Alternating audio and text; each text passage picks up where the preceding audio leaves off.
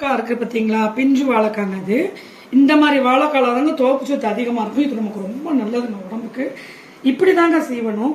ஏன்னா இந்த வாழைக்காயில் உள்ள வாயு தன்மைக்கு அதோட தோல்ல தாங்க மருந்து இருக்கு. இந்த அளவுக்கு சீவி குக் பண்ணாவே நல்லா இருக்குங்க. மக்களே, இன்னைக்கு என்ன பண்ண போறோம்னா பேச்சுலர் சமையல் பண்ண போறோம். பேச்சுலர் சமையல கூட்டுக்கு நான் முதல்ல ரெடி பண்ண போறேன். இது என்னன்னா கடலைப்பருப்பு, நம்ம குழம்பு வைக்கிற கடலைப்பருப்பு கொஞ்சம், அதை கழுவி வச்சிருக்கேன். கொஞ்சம் மஞ்சத்தூள், கொஞ்சம் விளக்கெண்ணெய். எங்க வீட்டு சமையல்ல கண்டிப்பான முறையில விளக்கெண்ணெய் இருக்கும். நம்ம அரிசி கழுவுன தண்ணி அது கொஞ்சம் ஊத்தி இப்போ இதை வேக வைக்க போறோம்.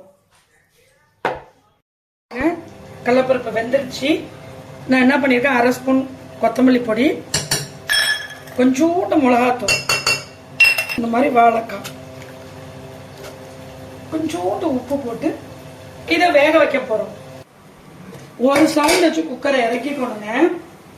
தண்ணி கம்மியா தான், அந்த பருப்பு வேக வச்சதுல தாங்க ஊற்றணும், இல்லைன்னா காய் குழஞ்சிருங்க. தாளிச்சு போட்டிருக்கோங்க. எண்ணெய் எவ்வளவு ஊற்றிருக்க பாருங்க. கடுகு உளுந்தம் பருப்பு வெடிச்சு இந்த வெங்காயம் வேகிற அளவுக்கு தான் ஊற்றிருக்கேன். கடுகு உளுந்தம் பருப்பு, சீரகம் எல்லா ஃபுட்லையும் சேர்க்க உள்ள பகுதிகளை சீராக்குங்க. கெட்டுப்போன பகுதியை கூட நல்லபடியா குணப்படுத்துங்க. அவ்வளவுதாங்க. கூட்டு ரெடிங்க.